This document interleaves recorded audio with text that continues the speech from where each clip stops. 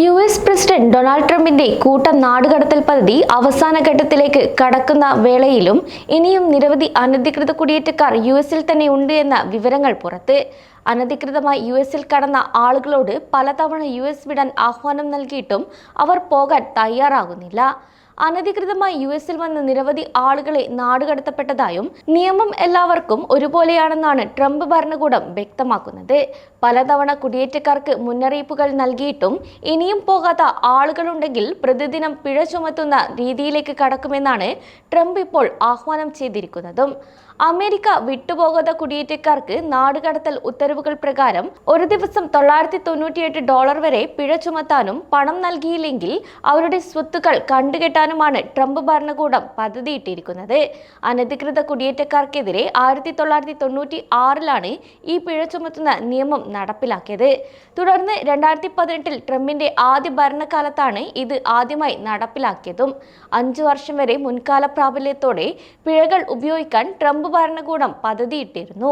കൂടാതെ അന്ന് $1 മില്യൺ കൂടുതൽ പിഴ ചുമത്തുമെന്നാണ് മുന്നറിയിപ്പ് നൽകിയിരുന്നതെന്നും ഒരു മുതിർന്ന ട്രംപ് ഉദ്യോഗസ്ഥൻ വ്യക്തമാക്കി.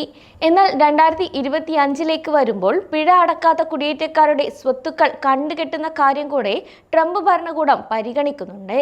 US. Department of homeland security വക്താവ് ട്രീഷ മക്ലോഫിൻ യു.എസിലെ നിയമവിരുദ്ധ കുടിയേറ്റക്കാർ CBP-1 എന്ന മൊബൈൽ ആപ്പ് ഉപയോഗിക്കണമെന്നും അതുവഴി സ്വയം നാടുകടത്താനും ഇപ്പോൾ രാജ്യം വിടാനും ആഗ്രഹം പ്രകടിപ്പിക്കണമെന്ന് ഒരു പ്രസ്താവനയിൽ വ്യക്തമാക്കിയിരുന്നു. കൂടാതെ ഇത്തരം കാര്യങ്ങൾ പറഞ്ഞുകൊടുത്തിട്ടും ഈ കാര്യങ്ങൾ ചെയ്തില്ലെങ്കിൽ അവർ അതിന്റെ അനന്തരഫലങ്ങൾ നേരിടേണ്ടി വരുമെന്ന മുന്നറിയിപ്പും നൽകുന്നു. കൂടാതെ അനധികൃത കുടിയേറ്റക്കാർ അവരുടെ അന്തിമ നാടുകടത്തൽ ഉത്തരവ് കാലാവധി കഴിഞ്ഞിട്ടും തങ്ങിയ ഓരോ ദിവസത്തിനും പ്രതിദിനം $998 പിഴ നൽകണമെന്നും വ്യക്തമാക്കുന്നുണ്ട്. അതേസമയം പിഴകൾ, പണം നൽകാത്ത കുടിയേറ്റക്കാരുടെ സ്വത്ത് കണ്ടുകെട്ടൽ, അവരുടെ ആസ്തികൾ വിൽക്കൽ തുടങ്ങിയ കാര്യങ്ങൾ കൈകാര്യം ചെയ്യാനും white house US. Customs and border പ്രൊട്ടക്ഷനിൽ നിർദ്ദേശങ്ങളും നൽകിയിട്ടുണ്ടെന്നാണ് വിവരം. രണ്ടാം തവണയും യു.എസ്. പ്രസിഡന്റായി ട്രംപ് അധികാരത്തിൽ കയറിയ ശേഷം അനധികൃത കുടിയേറ്റ നിയന്ത്രണങ്ങൾ കർശനമാക്കിയിരുന്നു. അറസ്റ്റുകളും കൂട്ട നാടുകടത്തലുകളും വഴി ഇന്ത്യക്കാർ ഉൾപ്പെടെയുള്ള നിരവധി ആളുകളെയാണ് യു.എസിൽ നിന്നും നാടുകടത്തപ്പെട്ടിരുന്നത്.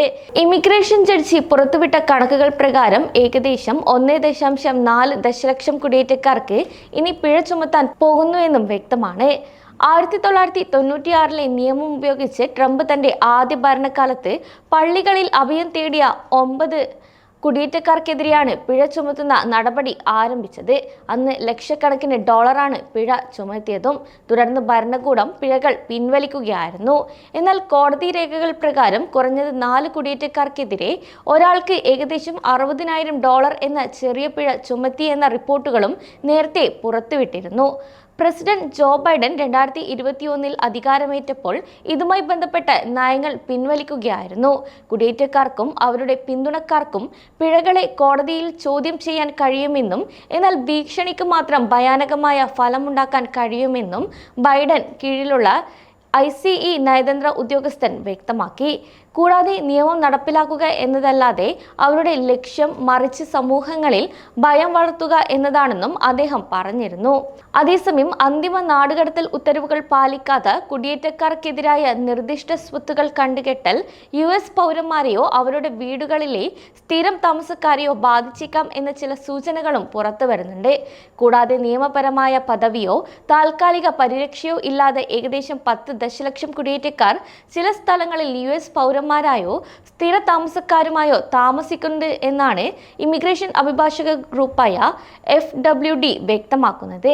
കൂടാതെ താഴ്ന്ന വരുമാനക്കാരായ കുടിയേറ്റക്കാരെയാണ് ഈ ഉയർന്ന പിഴകൾ ഏറ്റവും കൂടുതൽ ബാധിക്കാൻ പോകുന്നതും.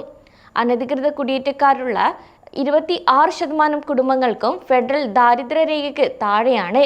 അതേസമയം യു.എസിലെ കുടുംബങ്ങളും ജോലികളും ബന്ധങ്ങളുമുള്ള പലർക്കും അന്തിമ നാടുകടത്തൽ ഉത്തരവുകളുള്ള ആളുകളെ നീക്കം ചെയ്യുന്നതിനുള്ള മുൻഗണന നൽകണമെന്നും ട്രംപ് വ്യക്തമാക്കിയിട്ടുണ്ട്.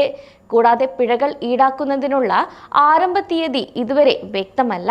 മില്ലറുടെ പങ്കാളിത്തത്തെക്കുറിച്ചോ പിഴകൾ നടപ്പിലാക്കുന്നതിന്റെ സാങ്കേതിക വശങ്ങളെക്കുറിച്ചോ DHS ഇതുവരെ അഭിപ്രായമൊന്നും തന്നെ പറഞ്ഞിട്ടില്ല. വരും ദിവസങ്ങളിൽ ഇത് സംബന്ധിച്ച അപ്ഡേറ്റുകൾ വരുമെന്നാണ് വ്യക്തമാകുന്നത്.